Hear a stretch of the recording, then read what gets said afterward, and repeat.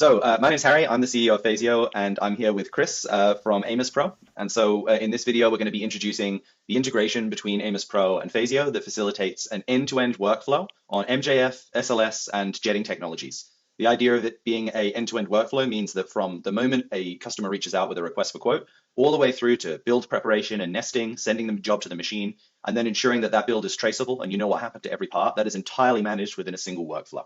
And Chris, do you want to say a couple of words about yourself? Yeah, sure. Well, thanks for the introduction. Indeed, I think, well, apart from being a world first, I think this is really what both our users are waiting for at Phasio and at AMIS. It's just a smooth and easy way to make things work, and indeed to get the information not only from Phasio within your build prep solution, but also from within your build prep solution. So when the batch is actually ready, back into your order management, so that you actually know what you're doing, what you're printing. And we're very happy that it went so well. Not only the solution is so smooth, but also the cooperation went pretty well, I must say. Absolutely, likewise. Same feelings coming from us at Phasio. I'm going to start this from the beginning, which is at the quoting process, and then we're going to work through the entire process from, as I said, from quoting through order management into build preparation, and then traceability and whatnot as well. So let's go to the quote screen to begin with, and we're going to begin by issuing a quote to a customer. So let me go ahead and upload the files which are going to be used in this quote.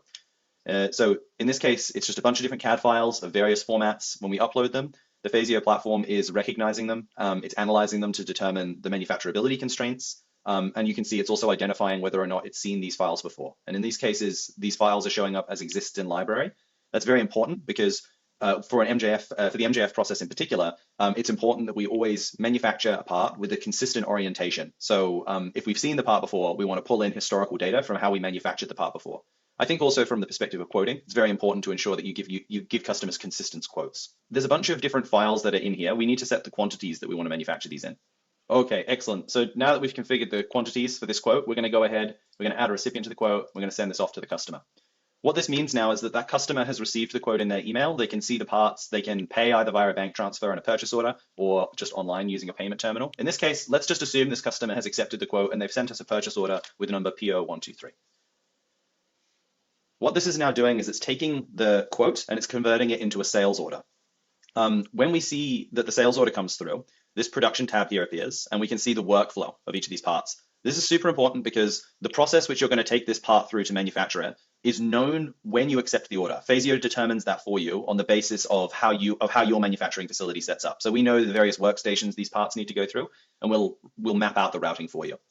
In this case, let's go ahead and create a work order, which is going to send those parts to the production backlog. But before we continue with this, I want to sort of flag a point, which is that in any of these parts here, the orientation is extremely important. As you can see, this is standing up. If this was manufactured in this orientation, gravity would be pulling down on this part and putting a stress on these fan blades here. You may not want to actually manufacture this part like that. And so Phasio and AMIS Pro's integration enables us to control the orientation and ensure that these parts are always manufactured with the same parameters. So let me show you what this looks like. So if I scroll down into my part specifications and I find the impeller, right here, I can find in the manufacturing constraints a fixed orientation constraint. And if I open this up, you'll see that we've actually reoriented this part to always be manufactured this way, so that it's pointing downwards, and Phasio will always communicate this manufacturing constraint to AMIS. So what this means in practice is that every time you upload this part, Phasio is going to recognize it, it's going to see that there's a manufacturing constraint to orient the part a certain way, and it's going to communicate that constraint to AMIS Pro.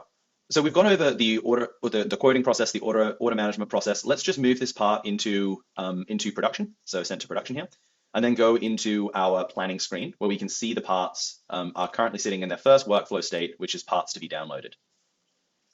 As we can see under parts in nesting PA12, here are all of the parts that we wanted to manufacture. So what I'm now going to do is I'm going to download these parts with a specialized format called CamSpec. So CamSpec is a format that we've developed collaboratively with AMIS Pro. It's open source, it's available for anyone to use. And essentially the CamSpec format is a file that contains the models themselves, but it also contains the constraints which these parts need to be manufactured with. And when I download this file, I'm going to pass it over to Chris, and Chris will show you how that functions inside of AMIS Pro. Right, so we got this information from within Phasio. We got this CamSpec file, which we are now going to import into our solution, AMIS Pro. That means actually that we don't have to do anything special, meaning we can just indeed take that CAM spec file and press open, and it's going to open, well, all the parts and their quantities, plus, and more importantly, their constraints. So that's exactly what we've now entered into this batch. Now within AMIS, basically there are two main chunks of work that you have to do for your build prep, and that's of course your part preparation and then your nest preparation. And that's basically the next steps here in our process. Now, of course, part of the part preparation has been done already, because basically in Phasio, we've already defined these constraints and defined these directions in which the parts have to be printed. So a part of the job that we would have normally in AMIS Pro is already taken away by this cooperation Phasio AMIS. So the rotations should be what was entered there. The scaling, well, normally if you receive a CAM spec from within Phasio, it will already be the part at the right size. So I assume that will be okay as well. And the number of copies actually have been also taken over, of course, the ones as wanted by Harry. And you see that here the quantities are all set as he wanted them to have them printed. So that basically saves you as a user already quite a bit of work entering all this data. And now with only 10, 12 parts, that's quite okay, let's say. But of course, if it's a whole list of parts, maybe 50 or 100 different parts, that becomes quite a job to actually do that. Now, what we can set still within AMIS is nesting properties, so nesting specific properties for a specific part. For example, we can set a nesting gap, which is different from the generic or the general nesting gap which counts for the whole batch. And for example, this practice one, if I double click, I get the part. It's quite a big bulky part. So there you might want to say like, okay, for this one, I don't want my usual, let's say 4mm nesting gap. I actually want a bigger nesting gap here. So let's make that 10mm here for this specific part. That's still the intelligence of the person doing this nesting, doing this build prep that we of course want to use in preparing good builds, successful builds for the HPMGF or the SLS or the jetting system that they're working with.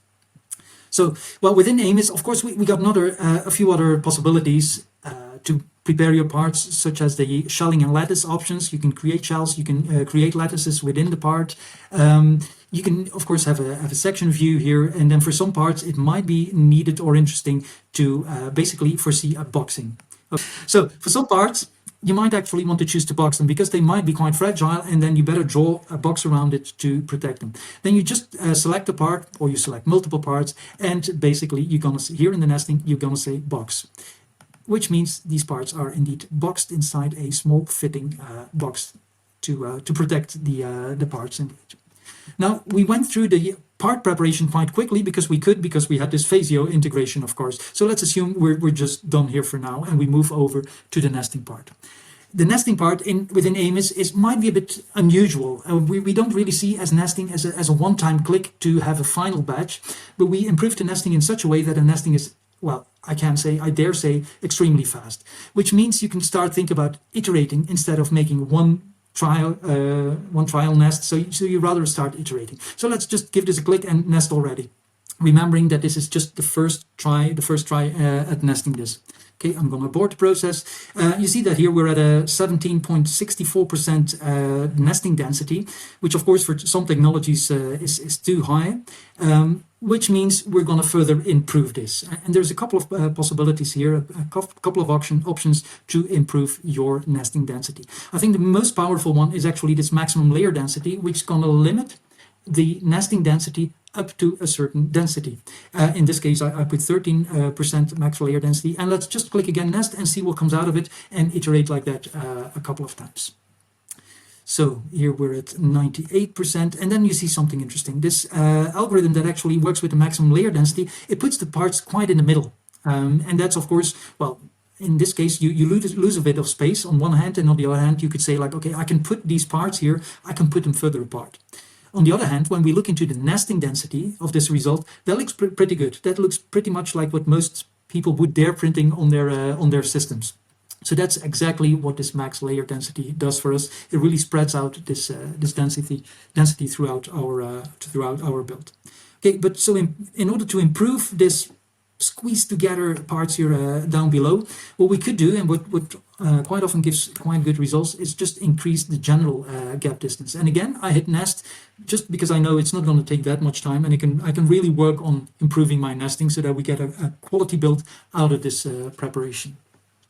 You got a couple of other options as well. You can also allow for certain axis rotations. Of course, that's changing the original axis rotation as was wanted by the person working in Phasio, but you could, if you want to, still change this axis rotation.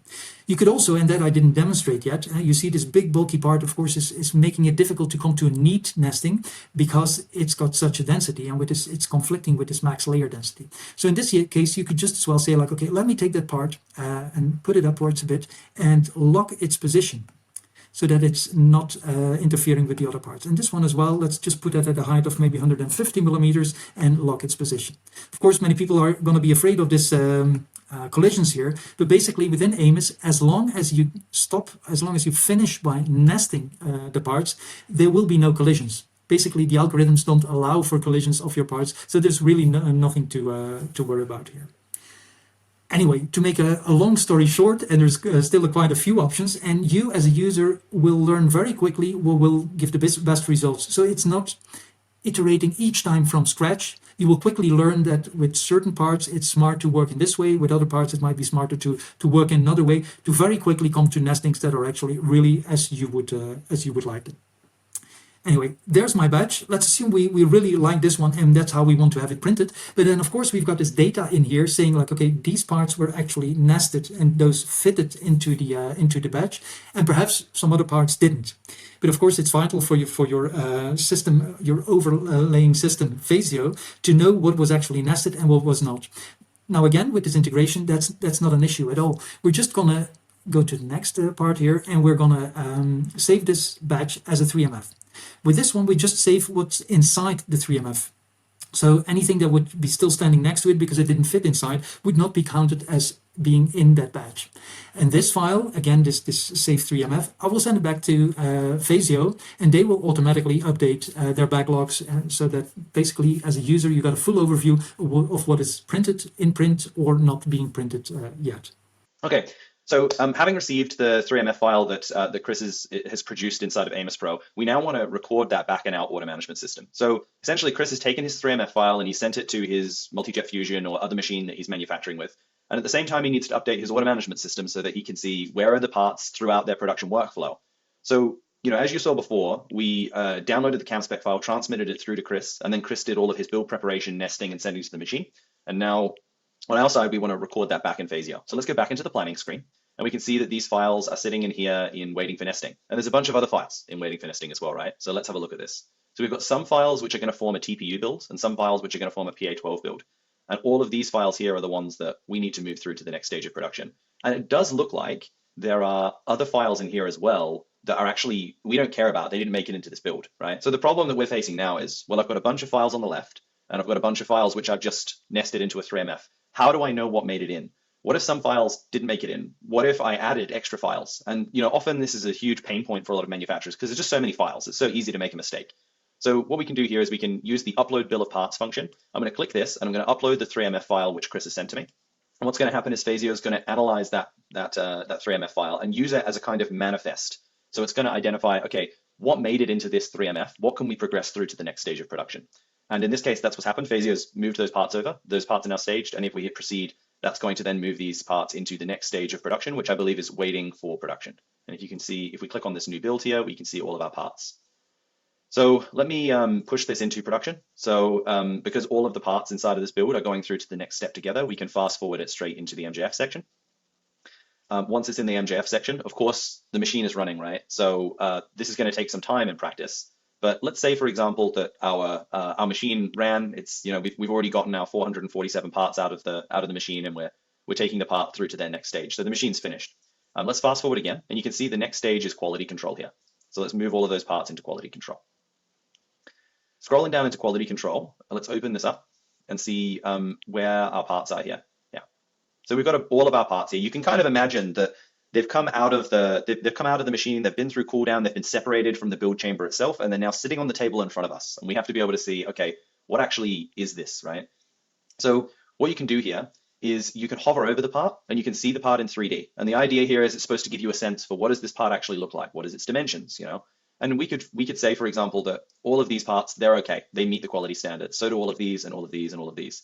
But this wire clip, maybe 20 of them, actually failed and we need to scrap them. And so for that, we need to provide a non-conformancy, right? So let's say that they were broken around the wire mount or something, right?